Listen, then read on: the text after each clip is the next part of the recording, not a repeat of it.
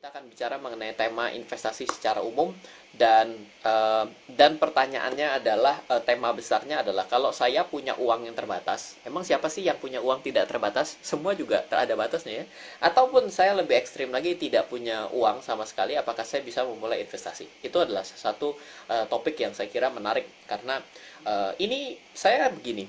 Saya pergi bersama regulator ya. Saya pergi bersama Otoritas Jasa Keuangan itu sudah Sabang sampai Merauke sejak 2016 sampai dengan 2019 akhir lah. Kalau 2020 Januari adalah flight terakhir saya. Ya, saya belum naik pesawat lagi dari sejak Januari 2020. Yang saya dapati adalah ketika saya pergi sosialisasi edukasi terkait dengan literasi investasi dan pasar modal, karena saya lebih banyaknya berkecimpung di dunia pasar modal dengan bersama Otoritas Jasa Keuangan. Pertanyaan itu selalu tiga hal yang menjadi pemungkas utamanya. Iya Pak, pemaparannya bagus sekali, tapi saya itu takut salah karena saya nggak punya ilmunya. Saya jurusan elektro, lumayan jurusan elektro. Kalau daripada saya jurusan seni rupa ya kan, ya, terus habis itu saya ini yang kedua adalah tidak punya duit, ya kan? Saya pemula, saya berarti tidak memiliki landasan ilmunya, mau investasi. Yang kedua adalah saya pemula, yang kedua adalah nggak punya duit. Yang ketiga itu saya tidak dikasih oleh orang tua saya. Saya bilang jangan khawatir, bukan kamu saja, saya juga gitu dulu. Jadi itu adalah sesuatu yang selalu jadi trending topics deh. Dan malam hari ini yang mau kita patahkan adalah satu statement terkait dengan bagaimana dengan uang kita yang terbatas atau secara ekstrim pun kita bisa katakan kita nggak punya duit.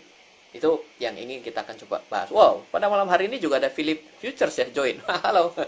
Ya, baik. Ya, baik, ini menarik ya, pada malam hari ini kita full hanya di IG. Jadi biasanya kita double-double ya, ada di Instagram Live, ada di Facebook. Kayak hari ini saya benar-benar fokus hanya untuk di Instagram Live. So, silakan kalau Anda mau bertanya. Aduh, tiba-tiba langsung BBKP ngegas banget. Ngelihat muke gue, taunya saham doang. Yang lain gitu, kenapa? Tiba-tiba INDF, wah ini satu paket sama ICBP rontok gitu kan. Pasti ini coba tanya yang lain gitu kan. Tanya mengenai terawang, mengenai masa depan ya kan, foto-foto artis, kenapa nggak nanya gitu? Tiba-tiba digas masalah saham gitu ya. Selamat malam Melvina. Melvina underscore WJY, mungkin Wijaya. Ini mungkin satu klan sama saya. Ini saya juga Ryan Filbert Wijaya. Selamat malam anyway. Oke, kita akan mulai berbicara mengenai pertanyaan yang mungkin sudah mulai di sini. Saya pingin bicara begini. Ini dalam keadaan perang gitu ya. Oke lah, ada suatu uncertainty baru setelah bicara mengenai COVID. Ada gambar memesnya kurang ajar banget ya memenya. COVID-nya keluar pintu, yang masuk adalah World War 3 kan, kurang ajar gitu kan. Bercanda yang nyebelin gitu, tapi ada sesuatu di depan mata, di depan kita pada saat ini. Uncertainty ini akan membuat pasar modal menjadi struggling, dan juga komoditi-komoditi ini akan menjadi mahal. Karena apa? Karena ada sesuatu yang orang punya suatu gambaran bahwa ketika dalam keadaan perang maka ada yang namanya pembatasan-pembatasan untuk pengiriman barang, dan adanya embargo satu dengan yang lain gitu ya, akan blokir dan lain sebagainya. Itu akan menyebabkan harga komoditi ini akan menjadi naik. Oleh karena itulah oil juga dalam keadaan yang sangat menggila pada saat ini, dan juga harga emas menuju level saya lupa ya pada hari ini, mungkin masuk 1950 sekian gitu, tapi ya pasti akan berada di sana. Dan pada hari ini juga penurunan nilai mata uang ini, euro ini terutama ya, kalau Anda lihat ini turunnya tajam sekali, sudah menuju tahun 2017. Jadi 2017, 2015 angkanya mirip sekali dan itu mengalami penurunan. Tadi itu 1,08 sekian. Ya kalau dia tembus 1,08 ke bawah, maka itu akan turun terus ke 1,06 dan 1,04. Ya, harapannya sih akan terjadi sesuatu, bukan harapannya akan terjadi sesuatu, jadi kayak gue nyumpain. Salah juga.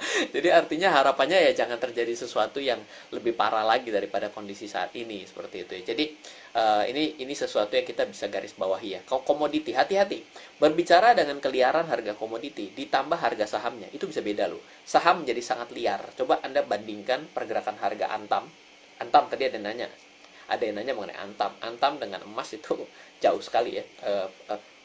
Kenaikannya itu kadang hanya dilandasi sebuah apa namanya, sebuah ekspektasi kita loh. Jadi bukan harga yang sebenarnya. Jadi hati-hati mengambil sesuatu yang terlalu overpricing.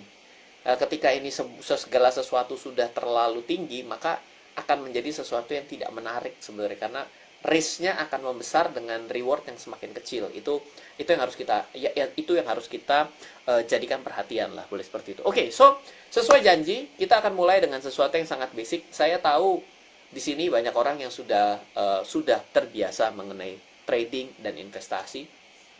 Ada banyak teman-teman kita, banyak mungkin yang join pada hari ini juga yang masih tidak berinvestasi, ya cuma ngeliatin doang, ngeliatin kayaknya orang punya saham keren, oh saya kan orang nggak punya duit ya, saya ini nggak bisa beli saham, nggak bisa beli reksadana, nggak bisa beli kripto loh, orang saya buat makan sehari-hari saja pas-pasan. Kita mungkin ada pemikiran seperti itu ya, atau bisa dengan cara ekstrim saya bilang, saya mungkin nggak sih untuk mulai investasi tanpa modal.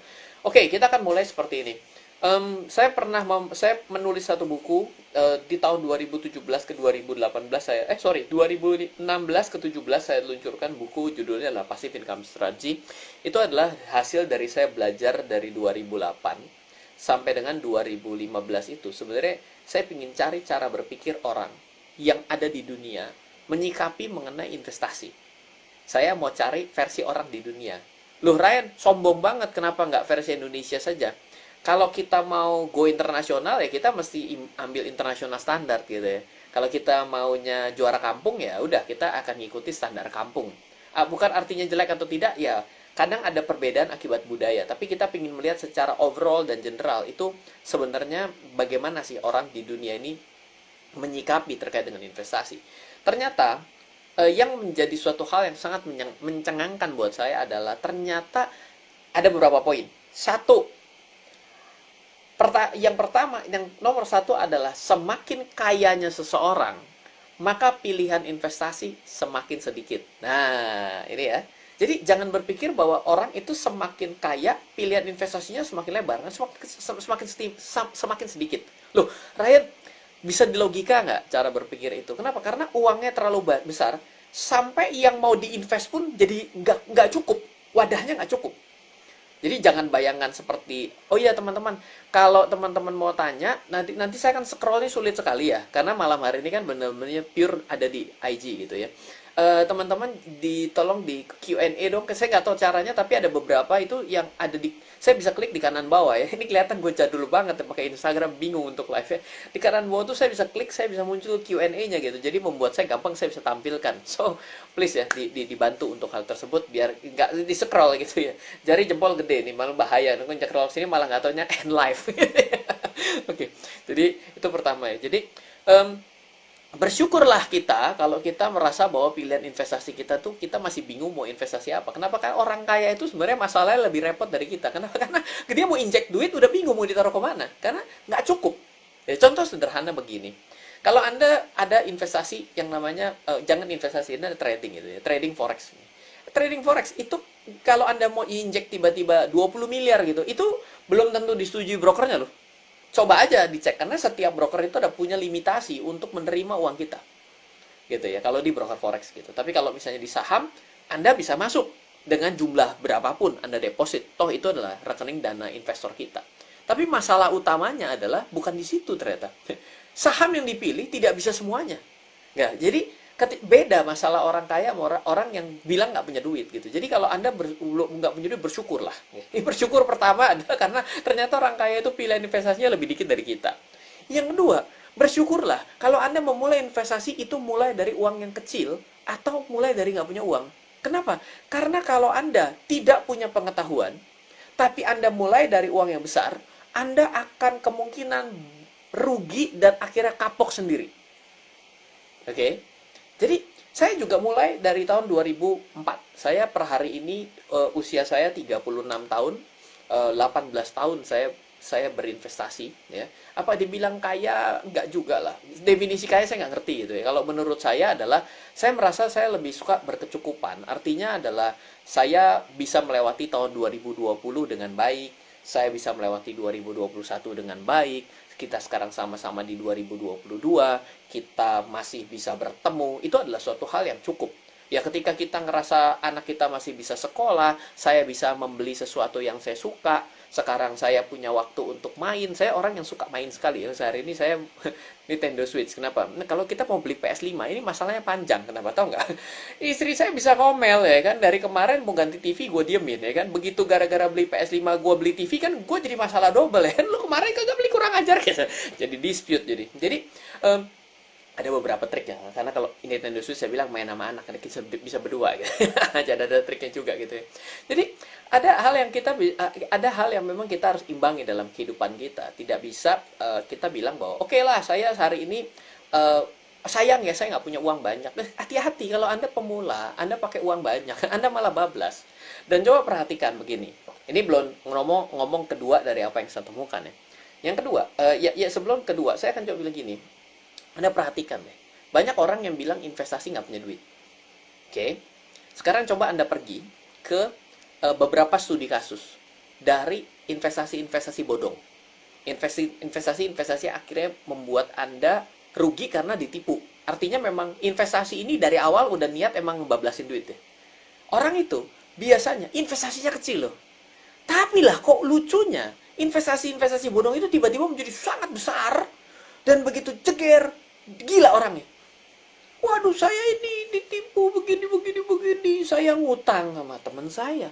Saya ambil cicilan ke bank. Saya ambil pinjol untuk investasi. Bukan investasi itu. Dia sebenarnya lagi melakukan spekulasi. Kalau 3 bulan, ya ini ada, cuan gede saya.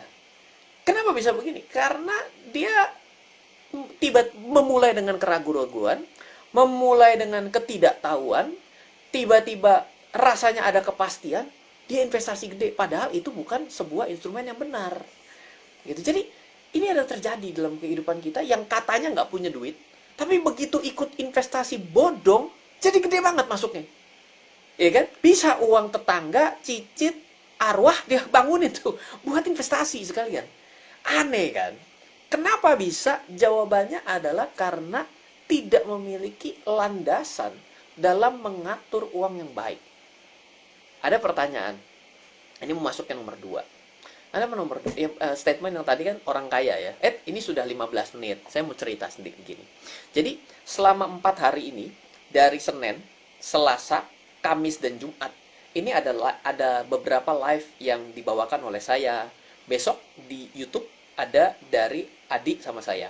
Jadi Anda bisa subscribe di RF Channel.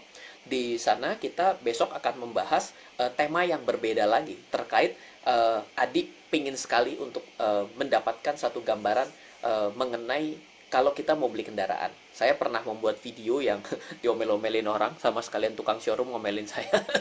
Saya bilang katanya uang gaji berapa yang cocok untuk beli mobil gitu ya, dan dengan hasil kesimpulan adalah lebih baik kalau satu hari tidak meluncur mobilnya 4 kali, jangan dibeli mobilnya gitu. Akhirnya saya diomelin orang, tapi bukan ke arah sana, tapi kita bicara mengenai matematis. Kalau matematis ya kita harus hitung. Banyak orang bilang segala sesuatu tidak bisa dihitung, ya sudah kalau gitu jalannya tanpa dihitung. Jadi ya silakan juga kalau nggak mau seperti itu. Toh pada akhirnya kan penyesalan nggak pernah datang di belakang, nggak pernah datang di depan, datangnya di belakang. Kalau di depan namanya pendaftaran kan gitu ya. Jadi apa sih live series ini? Sebenarnya live series ini akan kita akhiri pada hari Sabtu, di mana hari Sabtu itu ada satu event yang dibuat, namanya adalah Money Mastery. Nah, Money Mastery ini adalah sebuah webinar series yang diadakan dari pagi sampai sore, yang dibawakan oleh saya, ada Devin adalah tim saya, yang katanya adik saya. Tapi kalau saya udah potong rambut gini udah beda. Saya kalau biasa kan belah tengah ya, kalau ini enggak. Aku udah potong rambut gini enggak kan, aku di adik saya, tenang aja. Ada Adi juga, lalu juga ada Abraham. Kita akan berbicara mengenai topik yang luas sekali. Kita mulai dari perencanaan keuangan. Yang kedua kita berbicara mengenai trading, investing, lalu kita bicara mengenai crypto world. Jadi artinya dunia kripto. Kenapa saya concern di sini? Pada akhirnya nanti akan terbelah menjadi 2 bagian. Yang menggunakan database yang tersentralisasi macam Instagram begini. Apakah dia juga akan berubah menjadi desentralisasi? Saya nggak tahu, tapi yang jelas Facebook sudah membuat metaverse-nya sendiri. Ya kan? Perkara tuh metaverse berhasil dan gagal, kita mesti lihat waktu yang bisa menjawab. Dan digeser sebelahnya adalah ya tersentralisasi. Jadi ada desentralisasi dan sentralisasi, ini akan berjalan. Hati-hati loh. Semakin Anda nggak ngerti desentralisasi ini, nanti ada sangat banyak hal yang tidak bisa Anda tarik kembali. Dan itu sudah menjadikan kerugian buat kita. So, ini yang mau kita bahas. Jadi terkait dengan kripto dan blockchain network. Itu ada kita bahas di hari Sabtu. Dan acara ini kabar baiknya free. Tapi, acara ini walaupun free, Anda harus melakukan namanya blocking seat dulu.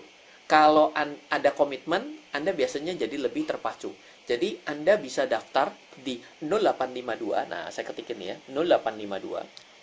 Anda daftar untuk acara Money Mastery 882 6187. Ini untuk acara Money Mastery di hari Sabtu besok seharian. Oke. Ini silakan Anda daftar dan ini gratis.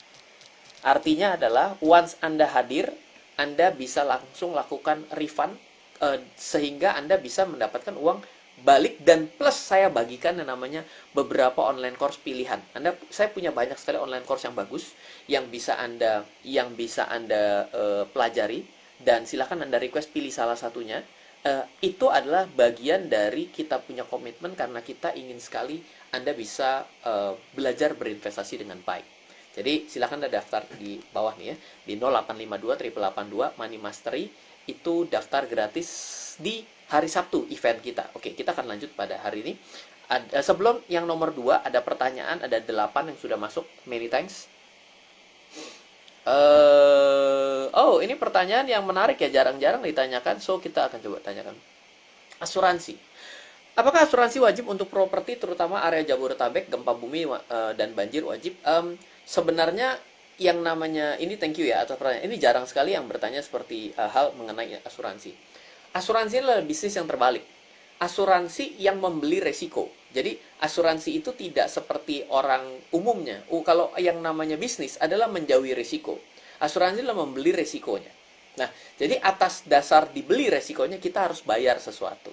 Nah, asuransi ada banyak sekali, dan kalau untuk asuransi yang bangunan tentunya ada yang namanya gempa bumi, lalu juga ada kebakaran seperti itu ya.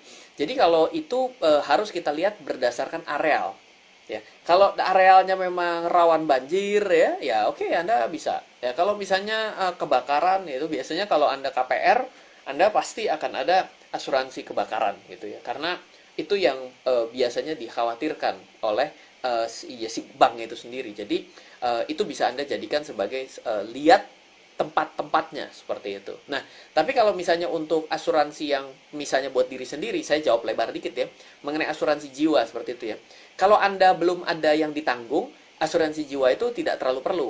Tapi ketika ada yang ditanggung, maka kematian Anda ada harganya buat orang lain. Boleh dong kita ngomong ekstrim. Kalau udah ngomong asuransi kan begitu kan. Kalau Anda mati, Anda dibayar gimana? Ini kok ngomongnya jelek gitu. Tapi nggak apa-apa. Itu adalah sesuatu yang namanya risk mitigation. Jadi itu hal yang bagus. Jadi kalau saya pribadi berbicara mengenai asuransi, asuransi itu kayak asuransi jiwa. Bila Anda belum ada tanggungan, itu adalah tidak terlalu diperlukan. Tapi kalau Anda sudah ada tanggungan, yes, Anda perlu asuransi jiwa.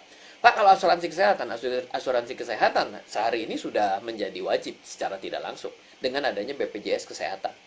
Begitu ada BPJS Kesehatan, kita harus bayar ya. Mungkin kata beberapa fitur-fitur lain yang katanya nanti susah ini itu ya, saya lupa ya. Tapi kalau perusahaan itu sudah pasti BPJS Tenaga Kerja itu udah harus pasti aktif gitu. Jadi ini adalah sesuatu yang sifatnya sebenarnya diwajibkan. Kenapa? Karena siapa sih orang yang mau sakit? Tapi ketika sakit, apakah orang siap bayar? Toh sekarang kalau kita mau pergi ya, istri saya sudah mulai lihat brosur-brosur lagi ya gitu ya. Sekarang hari ini kalau pergi ke luar negeri itu harus ada namanya asuransi perjalanan. Kalau dulu asuransi perjalanan itu kalau kehilangan bag, keterlambatan pesawat ya, ada kehilangan barang ya, itu yang di cover gitu. Kematian tentunya, kecelakaan pesawat itu di cover. Tapi hari ini ya asuransi terkena COVID itu termasuk dari asuransi perjalanan. Jadi case by case harus dilihat, dan semakin Anda mungkin terjadinya resiko itu, asuransi adalah suatu hal yang baik. Oke? Thank you atas pertanyaan. Satu pertanyaan lagi dan saya mau lanjut ke materi. Kalau enggak, kita nggak selesai-selesai loh ya. Ini pertanyaan yang paling saya suka. Kenapa nggak 100 orang nanyanya gini semua? Jadi boleh jualan gue. Oke, baiklah. Rekomendasi buku analisis teknikal. Baik, begini. Saya sudah menulis buku, totalnya 21 judul. Tahun ini pasti ada 2 baru. dan kemungkinan akan ada 2 baru lagi. 2 ini tentatif, kalau 2 ini sudah jadi naskahnya, telah hanya perbaikan. 2 ini tentatif, karena yang 2 ini ditulis judulnya pun belum. Oke ya. Yang 2 ini semuanya mengenai investasi saham dan investasi saham ya. Kalau ditanya mengenai workbook, kalau untuk analis teknikal, yang pertama Anda harus mulai, kalau Anda nol putul, maka belilah workbook analisis teknikal. Beli dan baca ya. Kalau beli doang, jangan cuma 20 biji dan jangan dibaca. Jadi gak ada gunanya.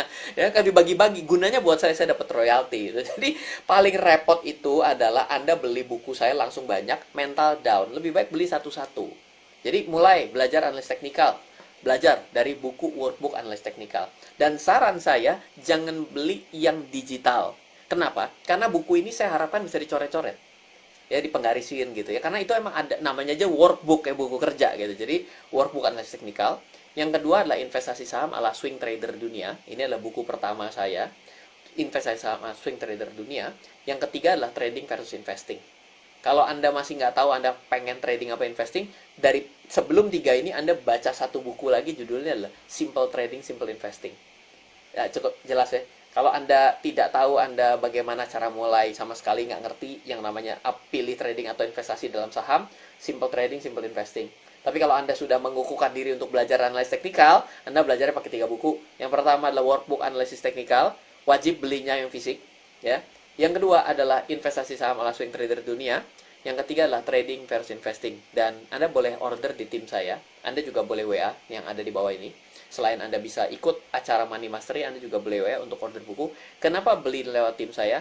Karena saya biasanya buat webinar suplemen untuk yang beli buku langsung dari tim saya. Itu saya buatkan webinar khusus bahas buku itu. Jadi Anda nggak dapat kalau beli Gramedia. Apalagi beli bajakan. Gitu ya. Oke. Ya, oke. Sesuai janji. Kita lanjut. Nah, ini udah jam 8. Buset, cepet banget ya.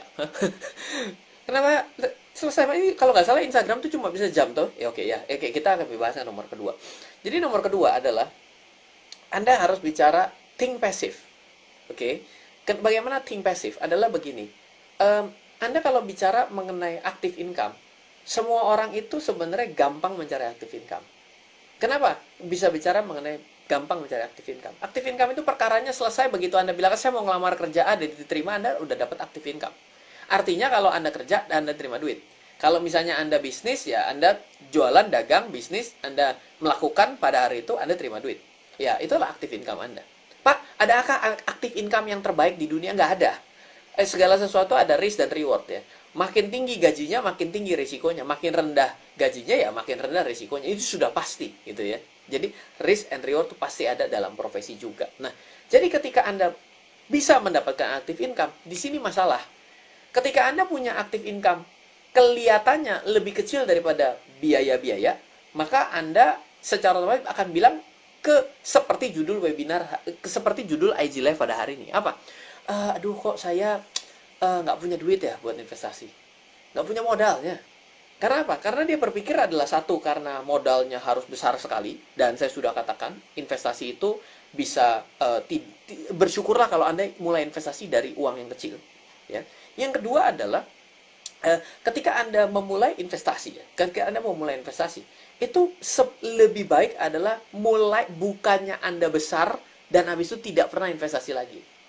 Tapi yang bagus itu adalah investasilah secara terus-menerus. Saya selalu bilang bahwa mungkin ada beda dengan seperti opa saya misalnya. Opa saya itu adalah salah satu, menurut saya pribadi loh, beliau adalah investor yang berhasil. Dengan segala rekam yang diceritakan opa saya dan saya saksikan. Opa saya adalah orang yang sangat konservatif. Punya uang, beli emas. Dan karena dia mampu membeli dengan bongkahan yang gede, ya kan? Dia punyanya gede gitu ya. Dia beli tanah. Dan setelah dia mulai dengan itu, dia bisa hidup sejak pensiunnya, itu bisa terus-menerus sampai meninggal dunia. Itu artinya berhasil apa yang dilakukan gitu ya. Nah, jadi yang saya ingin ceritakan adalah zaman berubah. Nah, kalau menurut saya pada hari ini, investasi itu harusnya adalah seperti orang mandi. Artinya adalah Anda mesti mulai dan Anda lakukan terus-menerus hingga menjadi kebiasaan. Saya yakin sekali, buat Anda yang tidak ada pada batas bawah, batas ambang garis kemiskinan, maka Anda sebenarnya mampu berinvestasi hari ini. Beda seperti Ryan dulu loh. Ryan ketika umur 18 tahun pada hari itu, mau buka rekening saham 30 juta. 25, 30. Udah nawar banget baru dapat 25. Lalu ketika Ryan dulu mau mulai buka rekening reksadana 40 juta. Jadi beda kondisinya dulu dan hari ini. Kalau dulu mungkin betul, buka rekeningnya saja sudah jadi obstacle, udah jadi hambatan untuk saya bisa investasi pada akhirnya. Tapi hari ini tidak. Hari ini tidak seperti itu. Anda dibukakan rekening saham, buka saja terus tapi tidak diisi-isi pun kadang nggak jadi kenapa-napa juga gitu ya. Itu yang terjadi gitu. Dan itu segampang itu pada hari ini. Jadi masalah dulu dan hari ini berbeda. Sekarang saya mau tanya, coba deh tanya sama orang-orang yang belajar investasi sekitar 10 atau 15 tahun yang lalu. Cari ilmunya susah atau tidak? Susah. Saya susah, mahal lagi. Saya belajar saham, waduh, 20 juta ya kan di Singapura tanpa tiket pesawat, tanpa makan, tanpa akomodasi, tanpa hotel ya kan. Udah 20 juta gitu ya. Tanpa semua gitu ya. Zaman dulu gitu ya. Hari ini coba bayangkan, Anda boleh ikut acara seperti Money Mastery yang diadakan oleh tim saya. Kita bicara sepanjang 1 hari penuh, dari jam 9 sampai jam 4 sore. Kita bicara banyak hal. Pak, Mas Ryan kok bisa kasih gratis? Oke, 1, saya suka mengedukasi. 2, semua tim saya adalah orang yang memang punya semangat mengedukasi. Yang ketiga adalah, ya kita bekerja sama dengan partner untuk mengadakan acara-acara seperti ini.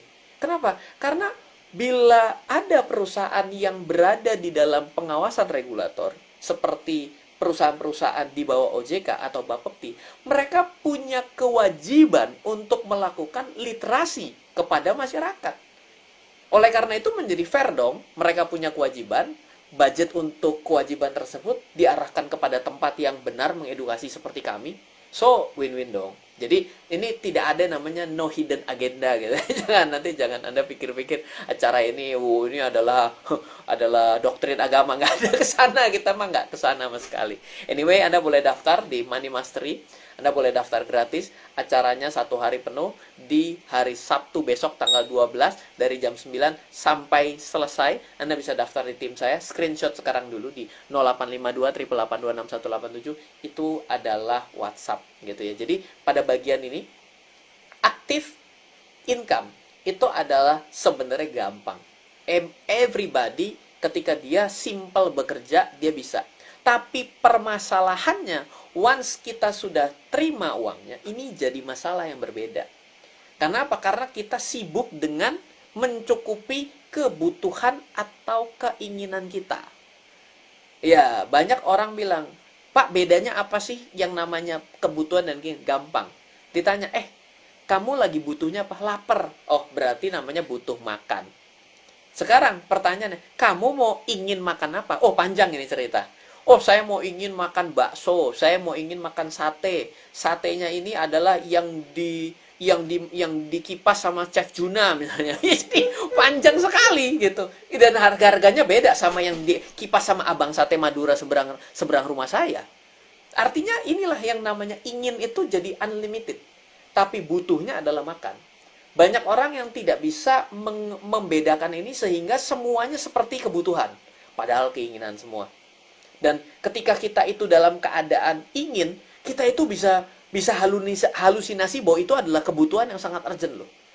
Artinya orang itu akhirnya tidak bisa investasi. Kenapa? Uangnya habis duluan sebelum bisa investasi. Makanya saya bilang, jadikanlah sebagai gaya hidup.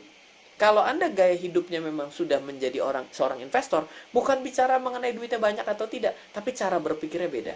Oh, ketika saya punya uang, saya mau beli emas. Malu beli emas cuma 1 gram. Nggak apa-apa. Lebih baik ada daripada nggak ada. Mindsetnya udah berubah. Kayak saya sehari-hari saya nggak tahu ya, ada beberapa yang ketemu sama saya. Once ada yang tiba-tiba ketemu saya pas di Transjakarta. Mas Ryan, saya hello. Ya kenapa gitu kan? Terus habis itu ketemu di jalan. Saya suka jalan karena kantor saya ada beberapa sombong sombong terhidden ada di Sudirman gitu ya. Jadi tentunya saya daripada repot, saya biasanya dari satu ke satu tempat saya naik taksi, ya kan? Atau kadang-kadang mepet sekali saya pakai ini ya, pakai Gojek atau yang lain. Iya, saya sudah terbiasa dan saya tidak terlalu peduli dengan penampilan. Artinya ya, eh, saya berusaha. Saya dari orang teman saya, ada yang teman lama saya, dia bilang, Ryan, kamu ini turun banyak loh dari memberi makan keinginanmu. Kamu berubah menjadi orang yang mengedepankan kebutuhan dan keinginan itu ditekan. Loh iya, kenapa? Karena saya sadar bahwa saya pernah salah dalam masa yang lalu. Saya salah dalam masa yang lalu gitu. Jadi ketika kita bisa memulai kebiasaan yang baru, uangnya jadi ada untuk investasi. Loh, tapi uangnya sedikit cuma bisa beli satu lot, nggak apa-apa, temen lu nggak bisa beli, gitu loh. Jadi kita harus melihat dari angle yang berbeda, sehingga ya kita akhirnya bisa mulai investasi. Kita selalu bilang tanpa modal, tidak punya modal, ya kan? Ini kita bicara yang tidak punya modal loh, yang tanpa modal kita bicarakan lagi. Yang tidak punya modal, apa benar? Benar nggak tidak memiliki modalnya? Tapi ternyata apakah benar Anda sudah mengatur hidup Anda dengan baik?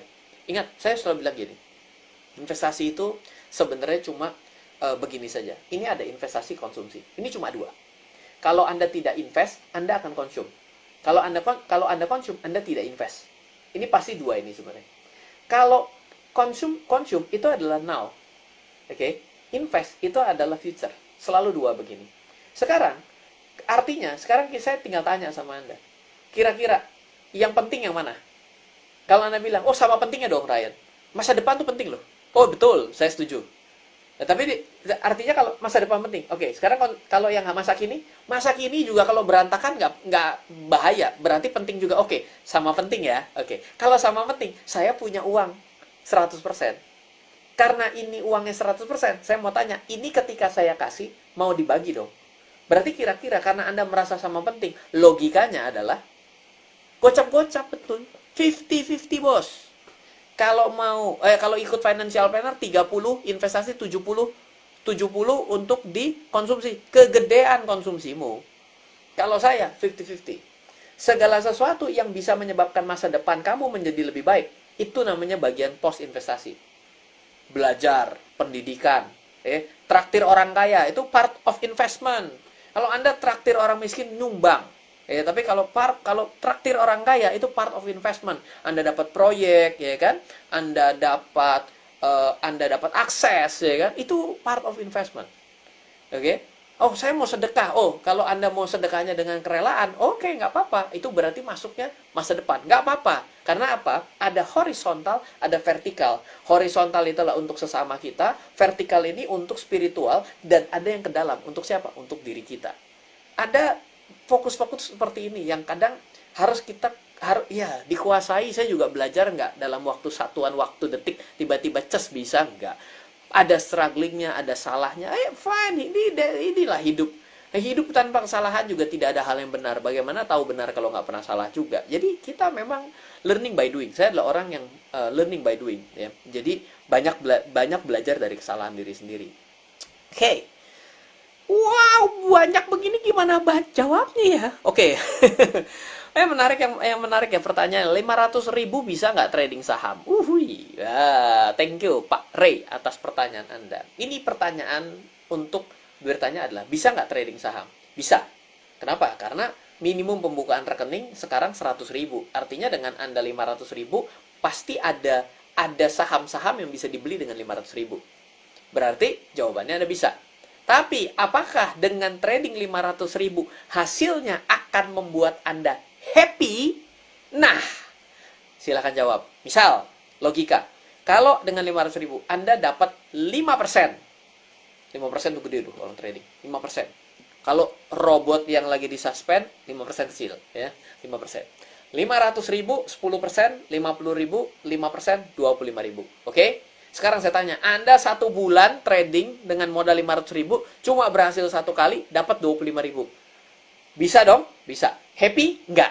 Oke, jadi tahu nih kuncinya. Bisa dan nggak bisa, bisa. Tapi happy dan tidak, itu beda. Oke, semoga menjawab. Dan pada hari ini di RF Channel itu lagi bahas mengenai trading for living, fakta atau mitos. Melipir nanti abis live ini ya. Oke, pertanyaannya bagus. Waduh panjang begini gimana nih, gue bingung.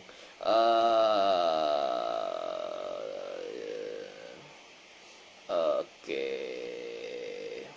Nah, ini dong. Ini yang paling saya demen. Pertanyaan yang harus begini, Pak, saya kalau mau belajar kripto, saya mesti beli buku yang mana? Paling seneng gitu. Dasar lo sales buku deh. Oke, yuk, wajar 21 judul.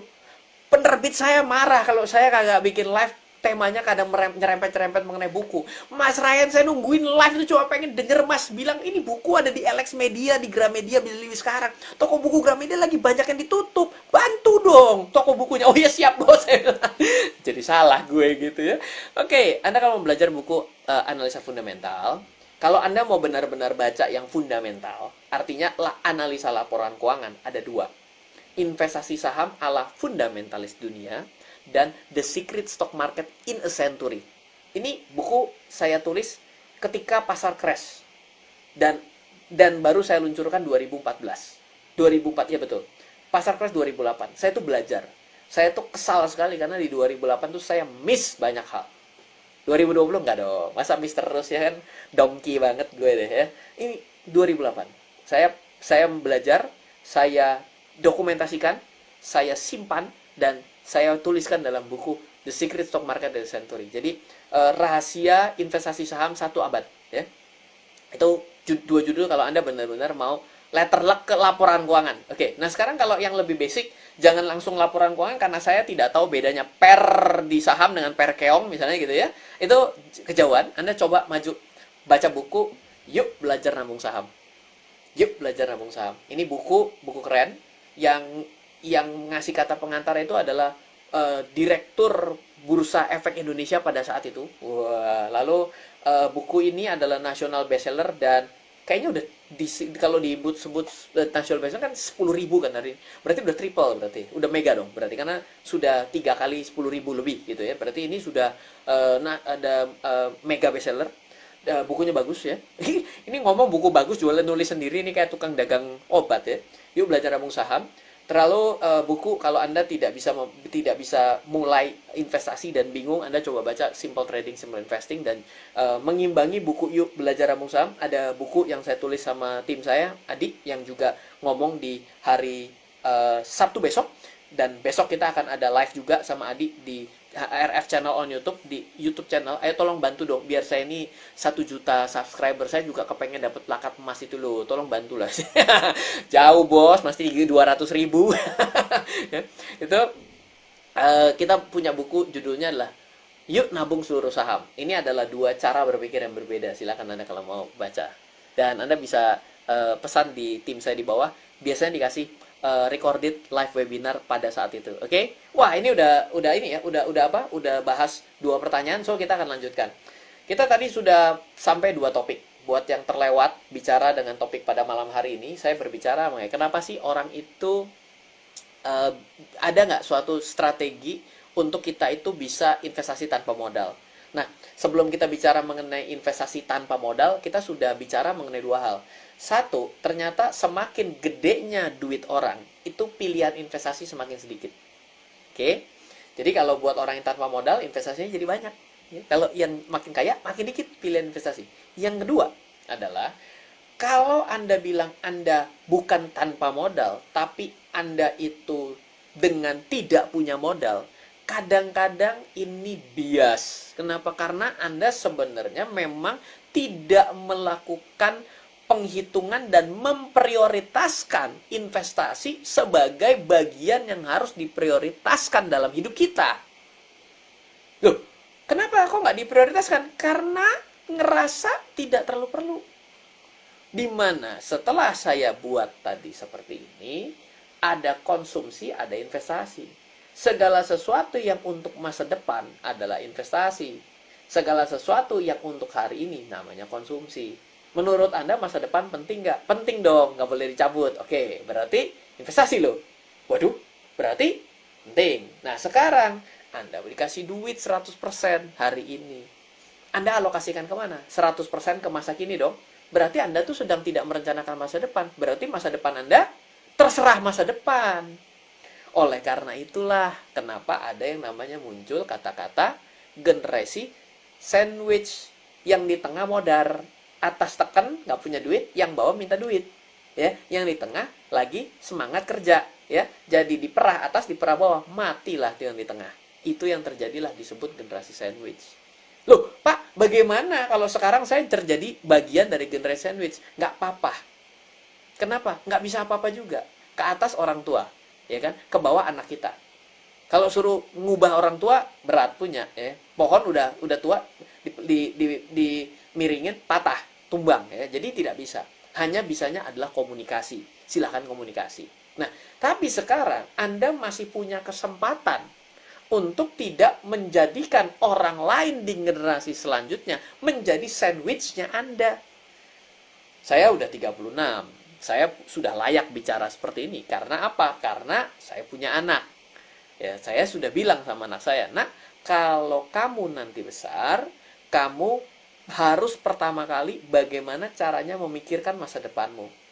Dedi dan Mami mempersiapkan masa depan Dedi dan Mami mulai dari hari ini. Jadi, kita kerjasama ya. Tidak semua hal yang kamu mau bisa juga diakomodir, tapi untuk hal-hal yang sifatnya membuat kamu menjadi tambah baik secara pengetahuan, pasti akan diupayakan.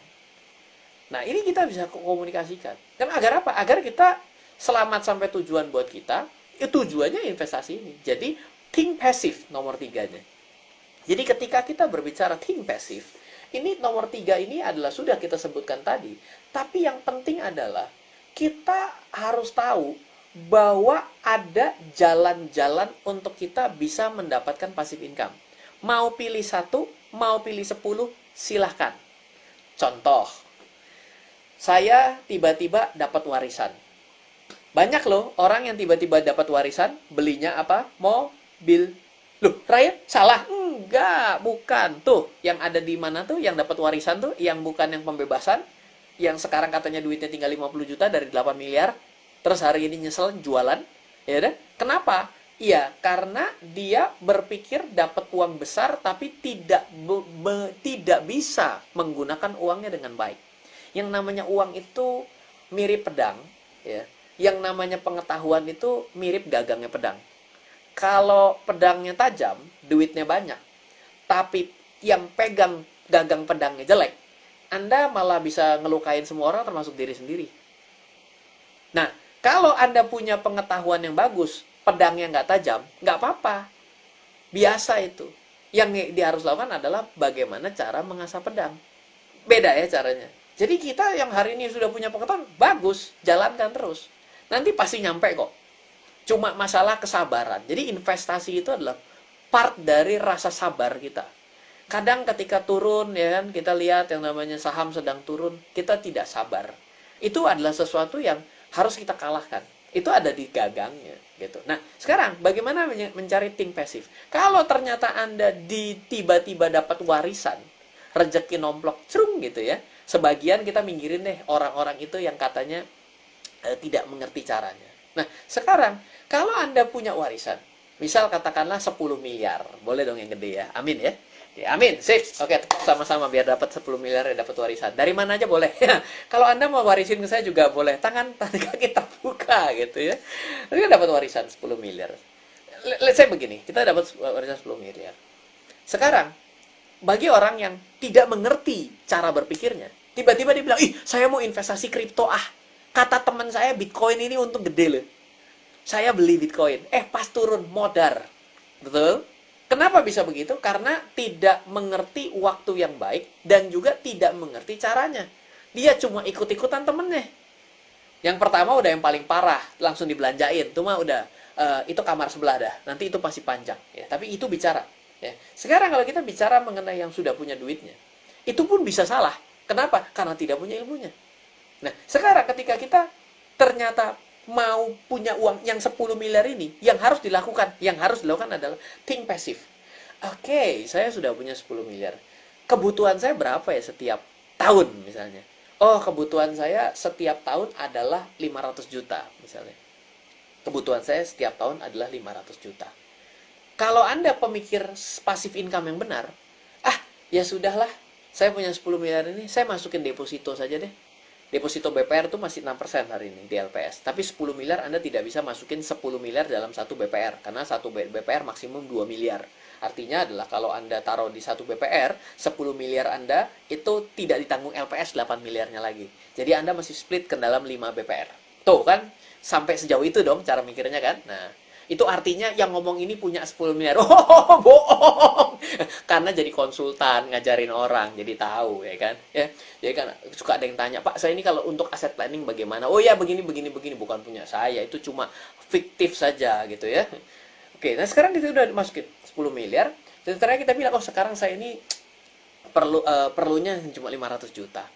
Saya tahu ada ya BPR. Ya sudah deh, dengan saya punya BPR, saya pilih 5 BPR yang bagus, dengan capital adequacy yang bagus, dengan non-performing loan yang bagus, saya tahu net interest margin yang bagus, kinerja BPR-nya secara laporan keuangan bagus, untung pula. Oke, saya aman. Masuk ke 5 BPR. Dan saya dapat pasif 500 jutanya. Tanpa saya menambah risiko saya, betul? Tujuan pasif saya tercapai. Inilah disebut think passive. Ini cara think passive salah satu contoh dari salah satu cerita. Ini baru saja terjadi. Jadi saya tahu kayak gini, saya membuatkan planningnya. Tadinya dia pikir datang ke saya akan kasih list nama saham. Dia berpikir saya akan kasih list nama saham. Karena muke saya ini kan capital market banget gitu ya. Meskipun di capital market mulai nggak dikasih jadi pembicara. Karena ngomong kripto sih lu. Ya, susah gitu ya. Jadi ketika kita bicara dikira dia saham, begitu saya sudah bicara, loh nggak usah. Loh, Mas kan ini uang ini sebenarnya berapa goalsnya? Oh, saya kepingin dapat passive income dari sini 500 ya, Mas Ryan. Oh, cuma 500 plus minus boleh enggak? Oh, boleh, plus minus sedikit atau nggak apa-apa. Oh ya, oke. Gimana kalau begini? Loh, memang bisa begitu ya, Mas Ryan? Oh, bisa. Selesai tuh. Kenapa? Karena dia punya uang dan pasif. Loh, Ray, sekarang kalau mulainya tidak dari 10 miliar, kamu ini mau ngajak gelut ya? Mau ngajak berantem? Tidak. Itu cerita satu. Ceritanya adalah think passive yang benar. Karena ada orang yang terima dengan nominal yang mirip, 8 miliar, ya kan? 16 miliar, duitnya bablas tinggal gocap tiap hari ini. 50 juta tuh. Berarti itu tidak punya think passive-nya. Nah, Anda pun sama. Ketika Anda belum memiliki uangnya, think passive. Gimana ya? Kalau saya nanti bisa dapat uang segitu, caranya gimana? Nanti ketika Anda pikir, lama-kelamaan Anda akan ketemu jalannya versi Anda loh. Misal ternyata Anda adalah orang agen MLM yang jago sekali.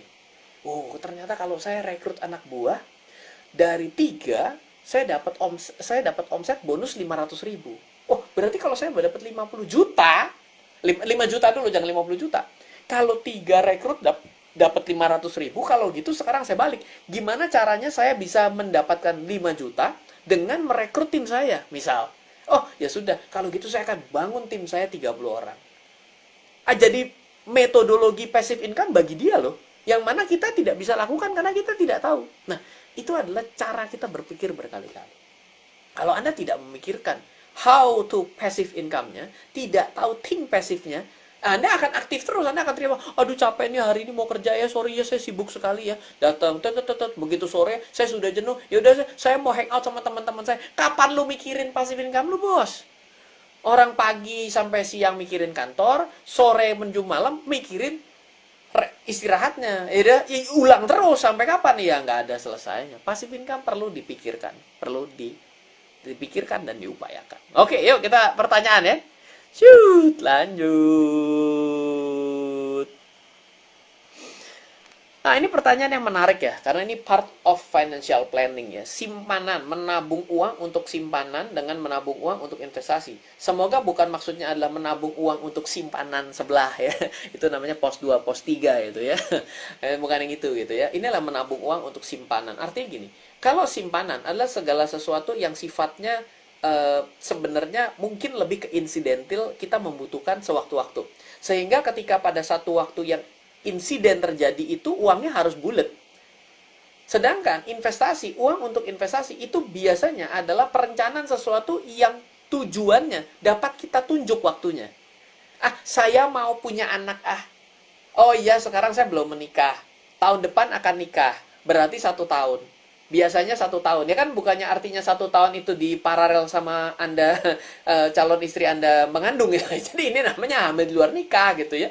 Jadi kan pasti kan udah ada planning 2 tahun. Ya sudah, berarti Anda investasi untuk kebutuhan goalsnya 2 tahun ke depan. Berarti kan 24 bulan. Gampang sekali.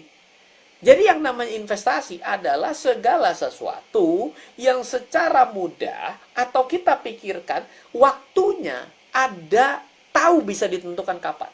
Tapi kalau untuk yang namanya simpanan, apalagi simpanan namanya ditambahkan darurat gitu ya, itu sesuatu yang harus standby, just in case shit happen, ya duit itu harus ada. So itu harus tidak fluktuatif.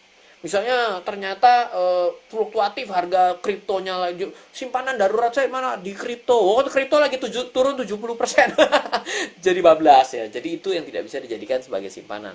Loh Pak, tapi nggak apa-apa Pak kalau turun. Saya siap naiknya. Oh ya nggak apa-apa, boleh juga. Hidup ini selama siap resikonya, selama siap untungnya, wes telan dewe gitu loh. Makan, sikat gitu ya.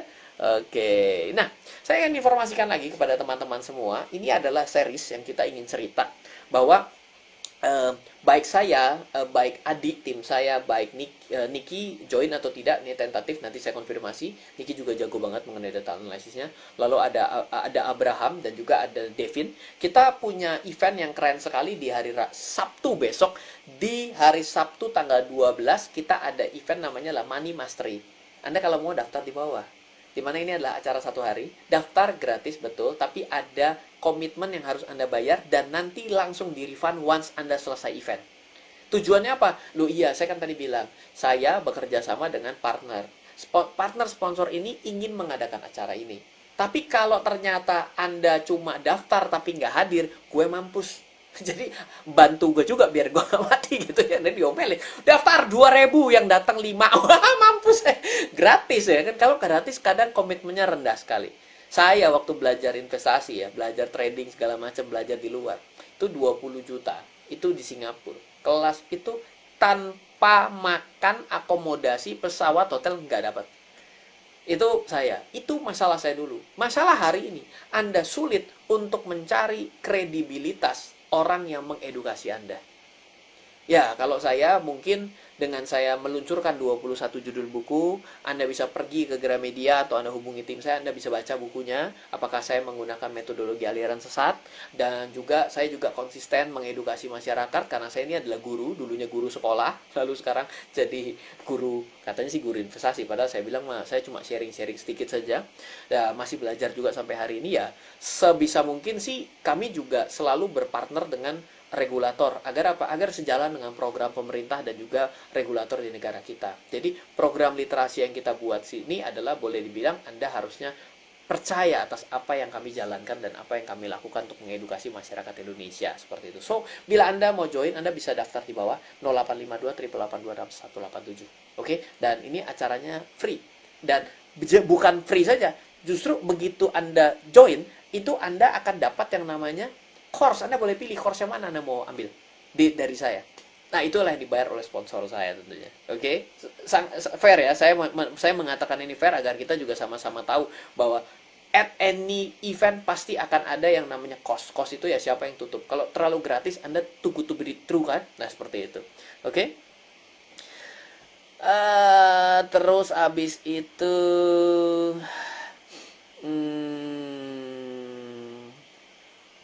ini pertanyaan yang menarik ya. Ini adalah bagian yang kita bahas nanti pada hari Sabtu. Hari ini kita nggak akan keburu berbicara mengenai kripto. Aset kripto lebih aman taruh di exchange yang sudah diawasi Bapepti atau Trust Wallet. Ini adalah perbandingan yang tidak bisa dibandingkan. Kenapa? Exchange itu adalah bagian dari walletnya, bukan atas nama Anda.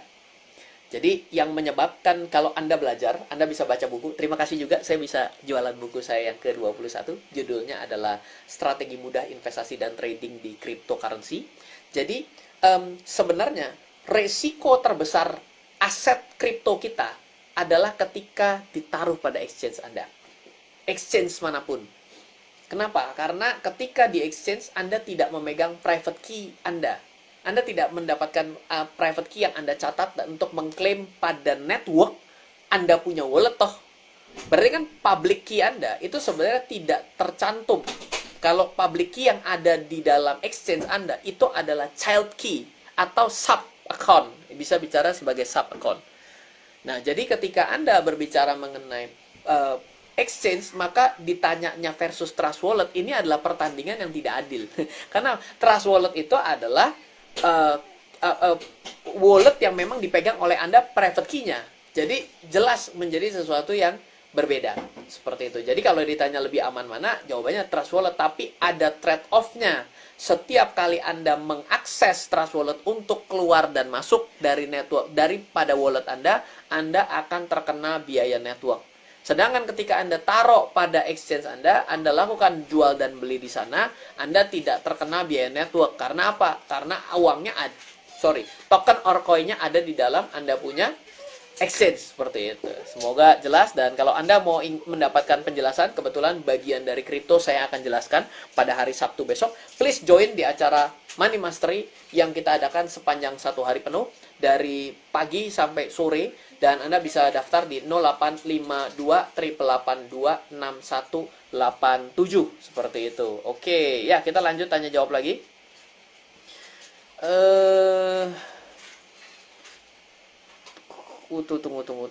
Tunggu ya. Ini banyak banget nih, tunggu. Wah, ini kalau angel investing lebar banget ya. Ini mungkin lebih kepada nanti, mungkin kalau ada, halo yang punya securities crowdfunding, tolong join ke sini biar bisa collab. Dapat sponsor deh gue ya. Terus apa ini masuk ke dunia kerja investasi? Tuh. Apa yang perlu jika ingin masuk ke dunia kerja investasi? Oh, saya agak bingung nih. Oke, ini dia pertanyaan yang menarik. Saya korban dari binary options. Jadi pengen masuk ke real market. Cocoknya di mana? Kalau yang betul-betul real market itu adalah yang Anda pegang barangnya. Artinya, satu, Anda bisa investasi saham karena itu adalah real barangnya Anda terima. Yang kedua, Anda bisa beli kripto. Kripto yang dibeli itu adalah real barangnya ada, yaitu adalah Bitcoin yang dibeli. Anda bisa beli emas, ya. Jangan beli emas-emas ya, tapi beli emas, logam mulia, itu adalah real barangnya. Kalau misalnya pada forex itu derivatif, Anda tidak bawa pulang currency-nya ketika Anda beli euro US dollar. Jadi ya itu adalah pilihannya. Tapi kalau ditanya, Pak, sebenarnya yang mana yang lebih mirip dibanding yang dilakukan oleh pada ketika di binary options, maka sebenarnya jadi agak mirip sekali dengan yang namanya forex. Orang banyak yang tidak bisa membedakan mana yang disebut sebagai trading forex, mana yang disebut dengan trading binary. Dimana binary itu kelihatannya adalah trading, tapi sebenarnya adalah Anda guessing untuk naik atau turun. Kayak kan call is up, put is down kan gitu ya. Nah, itu adalah binary option. Sedangkan ketika Anda pergi ke forex, maka adalah long and short. Long is buy, artinya Anda punya outlook bahwa ini akan naik, Anda akan naik, dan ini adalah taking profit ketika Anda mau jual lagi. Short is down, artinya Anda punya outlook bahwa ini akan mengalami penurunan dan akan buy back ketika dia sudah sampai titik yang Anda maksud. Seperti itu. Oke. Silakan Anda kalau mau daftar di event-event yang ada. Misalnya kalau misalnya mau belajar forex, Anda bisa ikut di setiap hari Rabu ya, kita ada sama Okta Investama Berjangka. Atau kalau Anda mau coba untuk belajar secara lebih luas, Anda bisa ikut yang kelas di, bukan webinar ya sebenarnya, ini di hari Sabtu besok di 0852 882 6187. Judul eventnya Anda bilang mau daftar Money Mastery.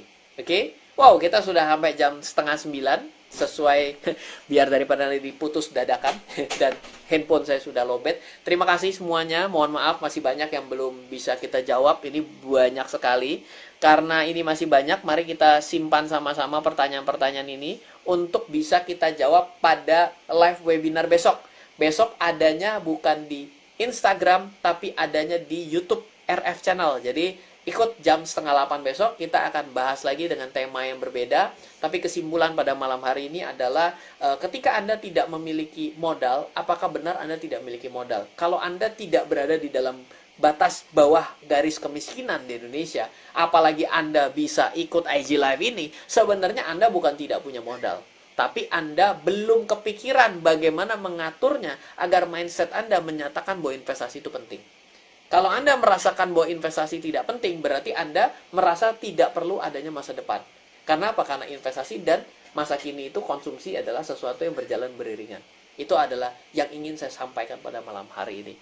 Semoga apa yang kita bagikan pada malam hari ini bermanfaat buat Anda semua.